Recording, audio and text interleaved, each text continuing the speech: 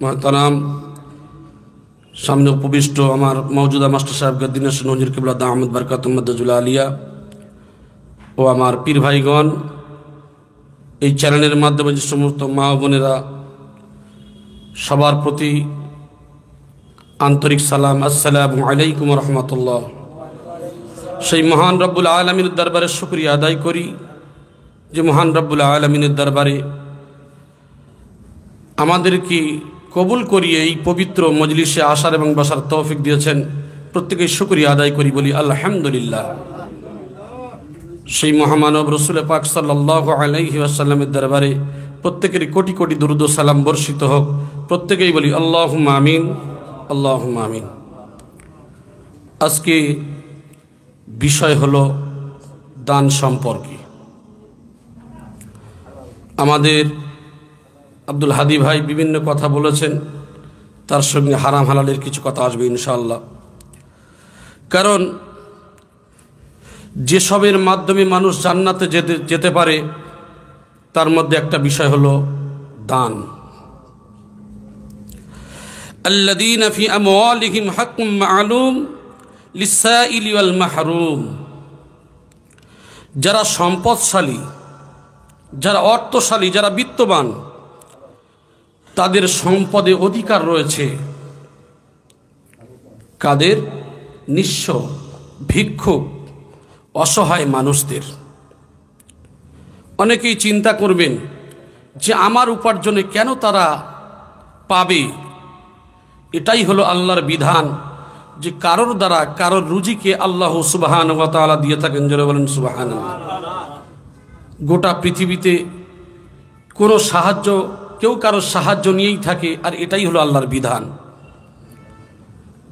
যে দান সম্পর্কে শুনছিলেন এতক্ষণ ধরে, বিনা পয়সার অনেক দলিলের কথা।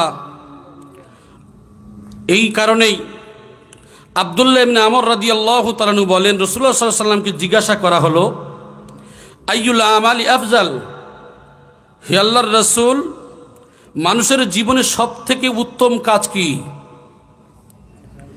আল্লাহর নবী বললেন, তুতিমুত তাআম, দুস্থ, ফকির, মিসকিন, গরিব, অনাথ, অসহায় এদেরকে খেতে দেওয়া। সুবহানাল্লাহ। যেটা মওজুদা গদ্দিন হোসেন হুজুর কিবলা দামাত বরকাতুহুম মাদ্দাজুল আলিয়া গত রবিবার ওই বিষয়ের উপরে অনেকগুলি বয়ান করেছেন। এই গরিব দুস্থ মানুষদেরকে খেতে দেওয়া, আল্লাহর নবী বললেন, আমলের মধ্যে একটা উত্তম আমল। আবু মুসা আশআরী রাদিয়াল্লাহু তাআলা আনহু বলেন, রাসূলুল্লাহ সাল্লাল্লাহু আলাইহি ওয়াসাল্লাম বলেছেন, আস-সাদাকাতু বুরহান, সদকা হলো দলিল। সাহাবায়ে কেরাম বললেন, ইয়া রাসূলুল্লাহ, দলিল নিয়ে আমি কি করব? দলিল তো জায়গা জমির বিষয় হতে পারে, আমি দলিল কি করব? তো দলিল নিতে গেলে আমি বিচারের মাঠে জান্নাত দখল করব। সুবহানাল্লাহ। তাই আল্লাহ পাক রব্বুল আলামিন বলেন, ওয়াসারিউ ইলা মাগফিরাতিম মির রাব্বিক, দুনিয়ার মানুষ, তোমরা প্রতিপালকের দিকে ক্ষমার জন্য আগিয়ে যাও। কেমন করে? দ্রুত গতিতে আগিয়ে যাও। ওয়া জান্নাহ, এবং জান্নাত পাওয়ার জন্য আগাও। আগে ক্ষমার কথা বললেন, তারপরে জান্নাতের কথা বললেন। ক্ষমাটা একটা মারাত্মক বস্তু। তারপরে ক্ষমা যদি না হয় আপনি জান্নাত কোথায় পাবেন? আগে তো তওবা, তারপরে তো জান্নাত। আরজুহাস সামাওয়াতু ওয়াল আরদ, এই যে জান্নাতটা কত বড় বলা হয়েছে, এই জমিন থেকে আসমান এর প্রশস্ততা যত, জান্নাত তত বড়। সুবহানাল্লাহ। এই সম্পর্কে মানুষের কোনো ধারণা নেই জান্নাত কত বড় হতে পারে। তবে রাসূলুল্লাহ সাল্লাল্লাহু আলাইহি ওয়াসাল্লাম বলেছেন, এই জমিন থেকে আসমানের দূরত্ব 500 বছর। তাও কি একটা দ্রুতগামী ঘোড়া যেখানে বিশ্রাম নেবে না, দৌড়াতেই থাকবে, দৌড়াতেই থাকবে, পৌঁছাতে 500 বছর সময় লাগবে। পৃথিবী থেকে আসমান পর্যন্ত এত দূরত্ব। যদি একটা প্লেনে দৌড়াতে থাকে দ্রুত গতিতে 500 বছর ধরে চলবে।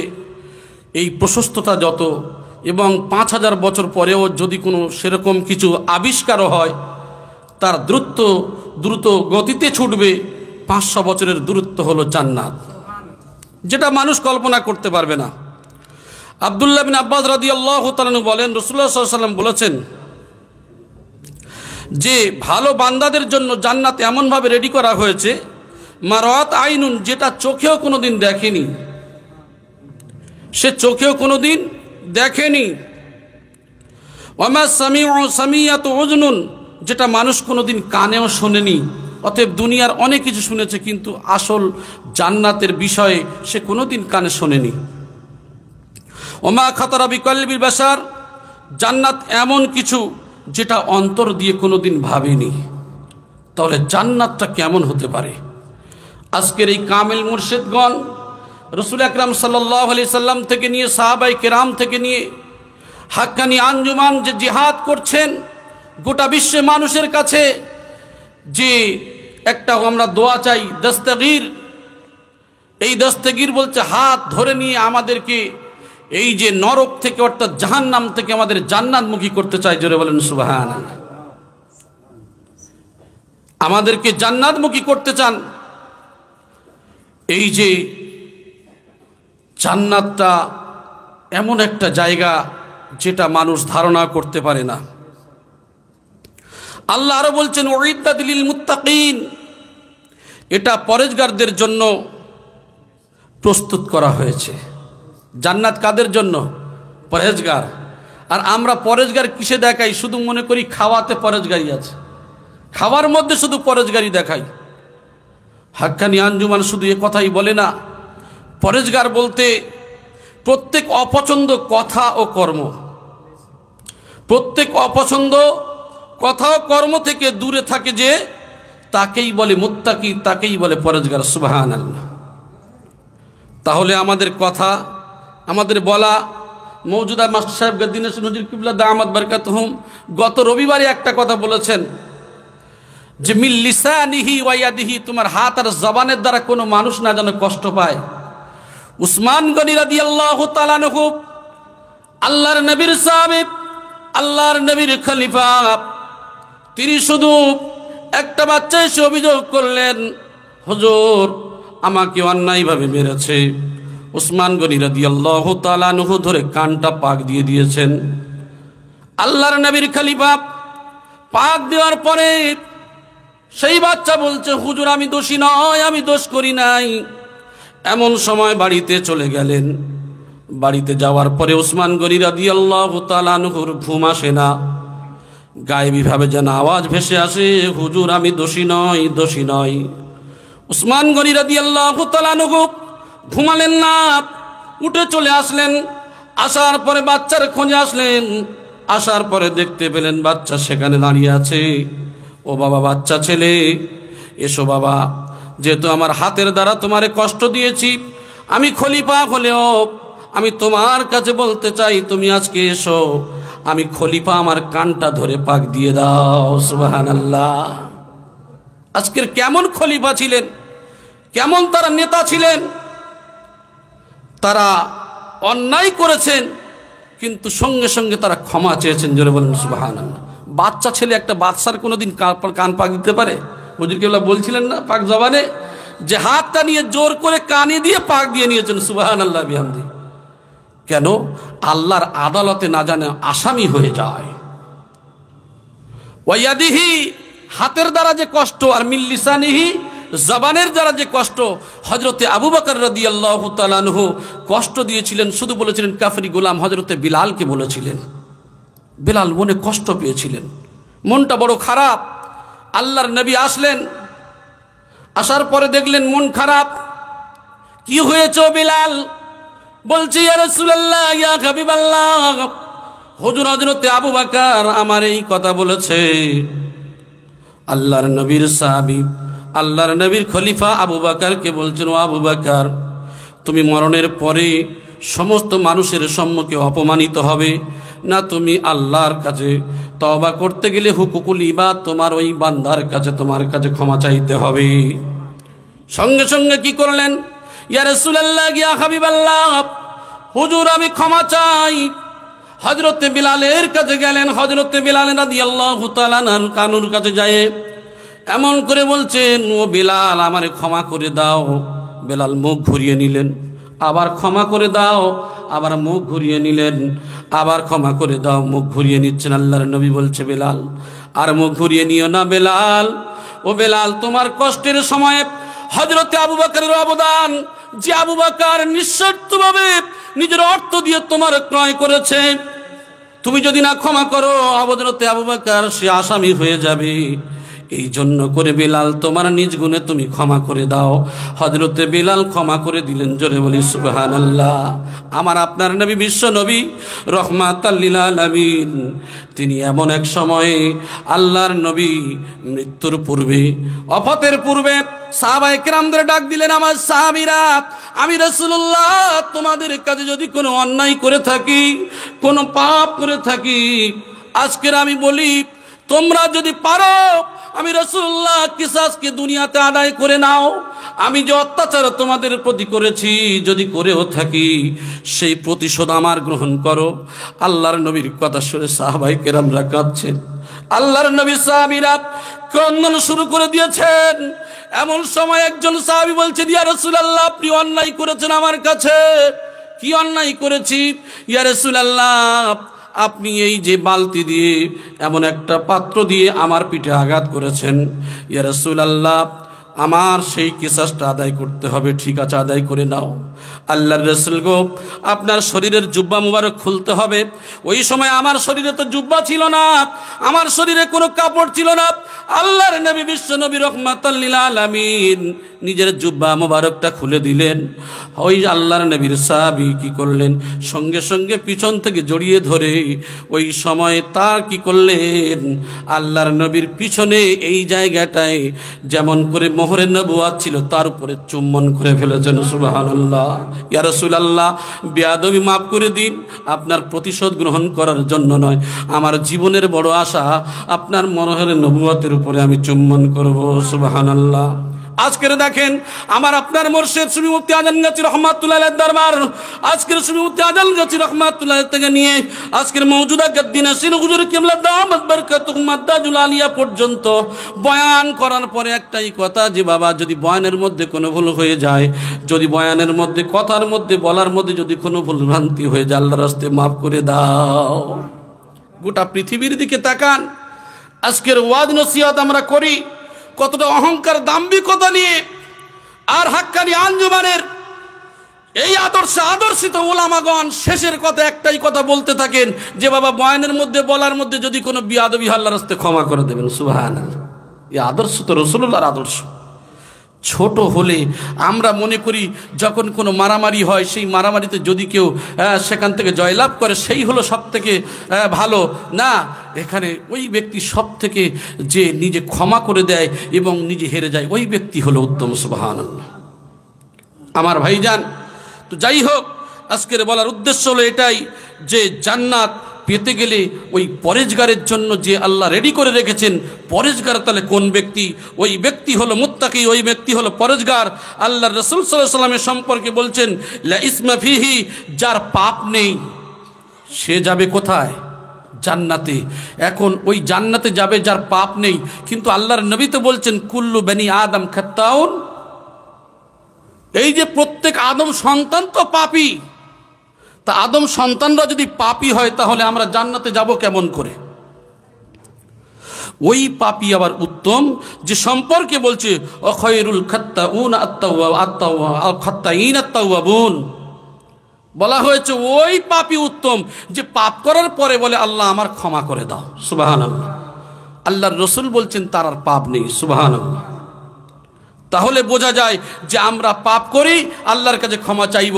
এই জন্য করে কামেল মুর্শিদ এমন একটা বাদল দিয়েছেন ওজিফার মধ্যে, যে কালেমা ইস্তেগফার আমাদের সব সময়ের জন্য ইস্তেগফার করাচ্ছেন, তাওবা নাসুহ করাচ্ছেন আমাদের, যে আস্তাগফিরুল্লাহ রাব্বি মিন কুল্লি জামবি ওয়া আতুবু ইলাইহি, তাওবা আমাদের করাচ্ছেন, তাওবা করিয়ে দিচ্ছেন কামেল মুর্শিদের দরবার থেকে।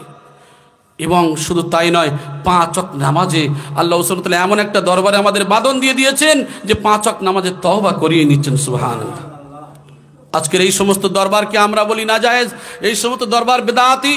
আমি প্রায় সময় বলে থাকি যে এই দরবারকে কেন বেদাতি বলে, যে এই মজলিসে বসতে গেলে বিনা কাজায় আপনার বসতে গেলে যে উজু অবস্থায় বসতে হবে 2 রাকাত নফল নামাজ পড়ে। এই মজলিসে বসতে গেলে, এই মজলিসে আসতে গেলে যে রিজকে হালাল খেতে হবে, সুদের সঙ্গে কোনো সম্পর্ক রাখা যাবে না, বিনা কাজে 5 ওয়াক্ত নামাজ পড়তে হবে। এই সমস্ত যে এক একটার পরে যে বাঁধন দিয়েছেন, আজকের গোটা বিশ্বের দিকে তাকান, লক্ষ্য করে দেখুন। আমার মনে হয় হাক্কানি আঞ্জুমান যদি আমরা না পেতাম, আমাদের পরিস্থিতিটা কত ভয়াবহ হতো সে আল্লাহ পাকই ভালো জানেন।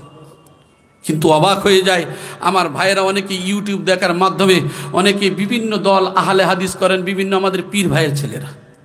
জি,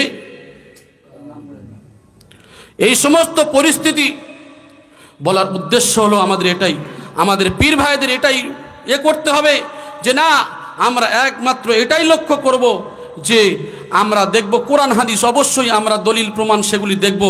আজকের বিশ্বের গোটা বিশ্বের ওলামা সমাজ আমাদের একটাই কাজ করতে হবে যে আল্লাহ রসুলের হুকুমটা কি আছে আর হাক্কানি আঞ্জুমান কোন পথে চলছে, এটাই আমাদের লক্ষ্য করতে হবে। তা বলে এই বলে নাই হাক্কানি আঞ্জুমান যে কোনো দলকে ঘৃণা করা, এটা উদ্দেশ্য নয়। হাক্কানি দলের উদ্দেশ্য হলো যে আপনি আহলে হাদিস করেন, আজানগাছি করেন, ফুরফুরা করেন, তবলিগ করেন, যে দলই করেন না কেন, আল্লাহ এবং আল্লাহর রসুলের হুকুম মতো চলবেন, হাক্কানি আঞ্জুমানকে মানা হয়ে যাবে। সুবহানাল্লাহ।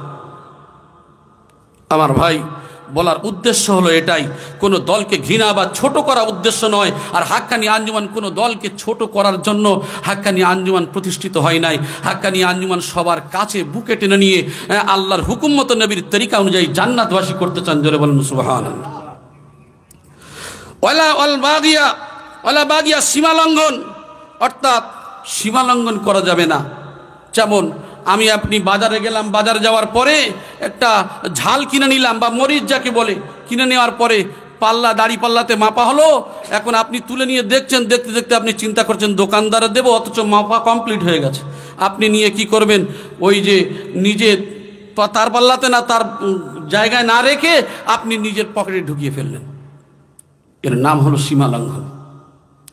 ওই ব্যক্তি জান্নাতে যেতে পারে না। তাহলে সীমালঙ্ঘন করা যাবে না। আর ওয়ালা গিল্লা, কি করা যাবে না, আমানতের খিয়ানাত করা যাবে না। আমানতের খিয়ানাত যদি করে ফেলি তাহলে কি হবে, আমার আপনার জন্য সমস্যা। আর কি ওয়ালা হাসাদা, আর হিংসা নেই, ওই ব্যক্তি তো আল্লাহর জান্নাতে যাবে। সুবহানাল্লাহ। তো ভাই আমার, আল্লাহ পাক রব্বুল আলামিন সম্পর্কে কোরআনে কারীমের বহু আয়াত আলোচনা করেছেন। বলার উদ্দেশ্য হলো এটাই যে আমরা কোনো কাউকে ছোট করব না, ঘৃণা করব না। হাক্কানি আঞ্জুমানের আদর্শ সেই রাসূলুল্লাহর আদর্শ। আমার ভাইজান, আজকের কোনো রিস্কাওয়ালা, কোনো চালওয়ালা, কোনো ডালওয়ালা, আমরা অনেক মানুষকে ছোট চোখে দেখি না। আমাদের ছোট চোখে দেখলে হবে না, কারণ হুজুর কেবলা একটা কথা বলেন, দুনিয়ার কারখানাতে বাড়ি ঘটি তৈরি হয় আর হাক্কানি আঞ্জুমানে ওলি আল্লাহ তৈরি হয়। জোরে বলেন সুবহানাল্লাহ। ওলি আল্লাহ তৈরির কারখানা এটা ওলি আল্লাহ তৈরির কারখানা। এখানে কত মানুষ কিভাবে বসে আছে, আল্লাহর ওলি বসে আছে, যেটা আমাদের চোখে ধরা পড়ে না। আমার ভাই, এই জন্য করে কাউকে ছোট চোখে দেখা যাবে না। কে কোন বেশে আছে, কে কোন অবস্থায় আছে, এটা আমার আপনার জানা নেই। এই জন্য করে আমরা চেষ্টা করব আমরা কোনো মানুষকে ছোট না করা। এবং তার সাথে সাথে আমাদের বাড়িতে যে কাজের মেয়েরা থাকে বা কোনো রিস্কাওয়ালা, কোনো ভ্যানওয়ালা কারোর কাছ থেকে 5 টাকা বেশি নিয়ে নিয়েছে, আমরা কি করি, তাকে অনেক গালমন্দ, অনেক বাজে ভাষায় কথা বলি না। এই দান এমন একটা জিনিস, আপনি যে 2 টাকা 5 টাকা যে বেশি দিলেন, এটা আপনি দানের স্বভাব হয়ে যাবেন। সুবহানাল্লাহ। আপনি গাছ লাগিয়েছেন, ওই গাছ থেকে যদি আপনার কেউ ফল খেয়ে নেয়, কোনো পাখি খায়, ওটা আপনি সদকার সওয়াব পাচ্ছেন। সুবহানাল্লাহ। আমার ভাইজান, এই জন্য করে আমি যদিও আরবি বলার সময় নেই, আর আমি বেশি সময়ও নেব না, যার কারণে আমি একটু উদাহরণস্বরূপ শুধু হাদিসগুলো আপনাদের একটু শুনিয়ে যাচ্ছি। আল্লাহ পাক রব্বুল আলামিন এ সম্পর্কে অনেক কথা আলোচনা করেছেন। তো আমি যাই হোক, একটু কথা আমি আপনাদের সম্মুখে বললাম। দান সম্পর্কে প্রায় 44-45টা হাদিস এখানে কোট রয়েছে। তো একটাই কথা, শেষ কথা, যেটা আমি এটাই বলতে চাই যে হাক্কানি আঞ্জুমান মানুষকে দেয়, মানুষের থেকে দান নেন না। সুবহানাল্লাহ। যেটা এতক্ষণ ধরে শুনলেন, শফির সবল সিংহপুরী রহমতুল্লাহের একটা ঘটনা। একজন ব্যক্তি এসেছেন, সে কিছু চাইতে আপনার সবল সিংহপুরী রহমতুল্লাহ হুজরার মধ্যে গিয়ে হাতে করে নিয়ে এসে সঙ্গে সঙ্গে তার হাতে দিয়ে দিলেন। আমার সচক্ষে দেখার কথা বলছি। তো আল্লাহর মেহবুবরা এরকমই হয় যে ডান হাতে দিলে বাম হাতও জানে না। জোরে বলেন সুবহানাল্লাহ।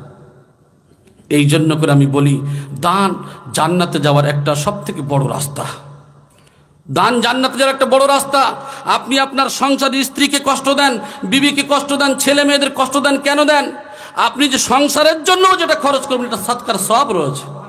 আল্লাহর রাসূল বলেছেন, স্বামী স্ত্রীর মহব্বত, ভালোবাসা, স্ত্রী স্বামীর প্রতি হক, স্বামী স্ত্রীর প্রতি যে হক রয়েছে, আপনি আমি যদি হককে আদায় করতে পারি, আজকের যে দেখবেন স্বামী স্ত্রীর যে অশান্তি গোটা বিশ্বে চলছে, একে অপরের হক রাসূলুল্লাহর তরিকা যদি মেনে নিতে পারেন, তাহলে আমার মনে হয় স্বামী স্ত্রীর অশান্তি তো দূরের কথা, আল্লাহর রহমত ওই সংসারে ঝরবে। সুবহানাল্লাহ।